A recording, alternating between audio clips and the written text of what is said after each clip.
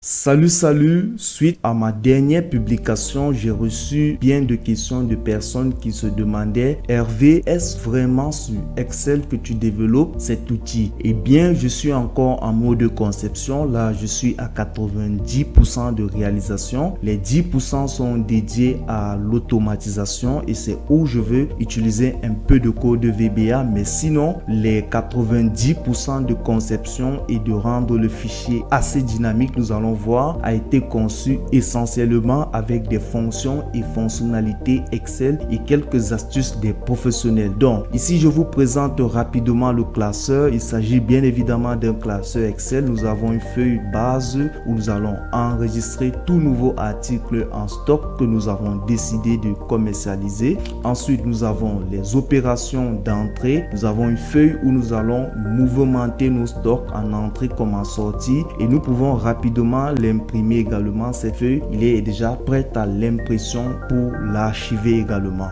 Donc vous avez la fiche des opérations. À chaque fois que vous allez mouvementer les stocks, donc ils vont se déverser automatiquement dans une fiche de suivi des entrées, ou alors si c'est une sortie, dans cette seconde autre fiche de suivi des sorties de stock.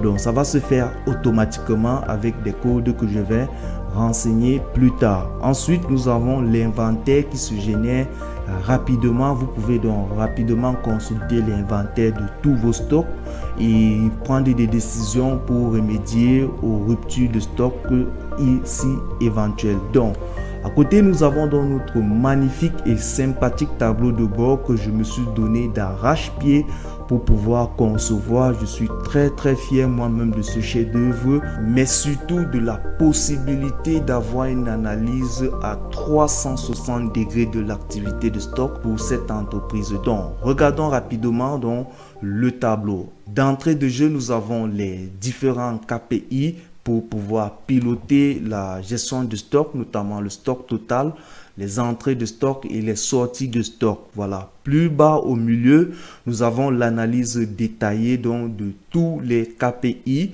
notamment en stock et en entrée et en sortie. Et plus bas, nous avons donc le top 5 des articles en rupture à approvisionner. Et nous avons des sympathiques graphiques qui nous permettent de voir la tendance des entrées de stock en quantité et en valeur sur les différentes périodes de l'activité. Donc ici à côté, nous avons donc des filtres qui nous permettent d'analyser sur tous les sens notre tableau de bord. Nous allons voir un exemple. Si nous choisissons par exemple la catégorie des consommables, ok, notre tableau se met à jour. Nous pouvons donc analyser au niveau des KPI, les entrées de consommables ainsi que les sorties. Et nous avons une analyse détaillée des consommables en entrée et en sortie ainsi que la tendance sur la période. Donc, si je prends par exemple pour les consommables le mois d'avril, ok, il nous donne la possibilité donc d'inspecter les semaines 13, 14, 15 et 16 du mois d'avril. Si je prends par exemple la semaine 15, nous pouvons donc visualiser donc l'activité des consommables à la semaine 15 pour les différentes références. Ok, donc si j'annule par exemple le filtre sur les catégories, je vais annuler tous mes filtres. Ok, bien. À présent, je veux analyser l'activité au mois de mars. Ok, je sélectionne le mois de mars. Il me propose les semaines de mars 9, 10, 11, 12, 13. Ok, je prends la 11e semaine. Par exemple, il va me proposer donc l'activité à la 11e semaine pour le mois de mars. Et si je dis je veux voir uniquement les packaging et les SPY, je peux choisir les deux éléments à la fois. Ok, il va donc me présenter l'analyse détaillée. On peut aller plus loin en inspectant donc les différents mouvements. Là, j'ai des barres de défilement qui me permettent d'analyser toutes les sorties pour la période sélectionnée, ainsi que au niveau des entrées. Avec ces barres de défilement, on peut pousser l'analyse. Alors, vous observez bien qu'au niveau du stock total, l'analyse n'est pas dynamique. Elle est fixe et c'est normal. C'est fait exprès. Ici, nous pouvons donc visualiser donc les différents articles en stock. Vous voyez ceux qui sont en rose clair. Voilà, ce sont des articles dont le stock est faible. Si je vais plus bas, nous allons retrouver certains articles en rupture de stock, ceux qui sont en rouge barré. Ok, donc ici nous avons donc simplement l'état global des stocks qui est fixe. À côté donc on a l'analyse détaillée en entrée et en sortie. Si je prends par exemple les consommables pour le mois de mars et la semaine 12, je peux dire je veux suivre uniquement la référence 5.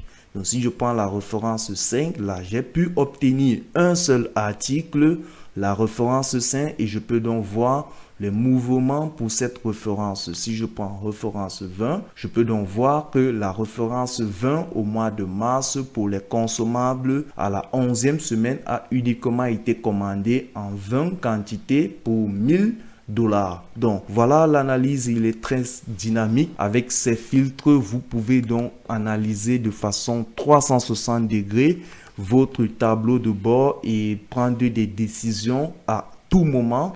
Et une fois que des données vont se mettre à jour dans les différents mouvements d'entrée et de sortie, les inventaires vont se mettre à jour automatiquement.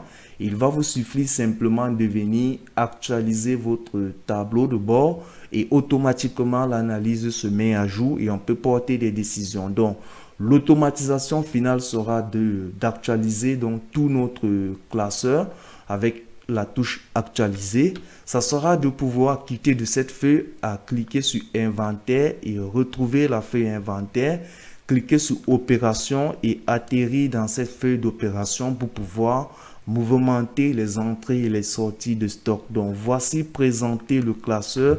Il a été bien conçu sur Excel et je suis très ravi et fier de le partager. Si vous êtes intéressé à pouvoir mettre en place un tel modèle pour votre activité, voilà, de suivi de stock, peu importe le type de tableau de bord, voilà, n'hésitez pas à contacter les contacts qui s'affichent à l'écran et je serai ravi de travailler avec vous et d'échanger avec vous et de vous pousser à un niveau de performance supérieur dans votre activité grâce à la mise en place d'un tableau de bord spécifique et sur mesure pour votre activité. C'était Hervé Njua. Je vous dis à très bientôt pour de nouveaux partages sur cette chaîne ou sur cette page. Ciao, ciao.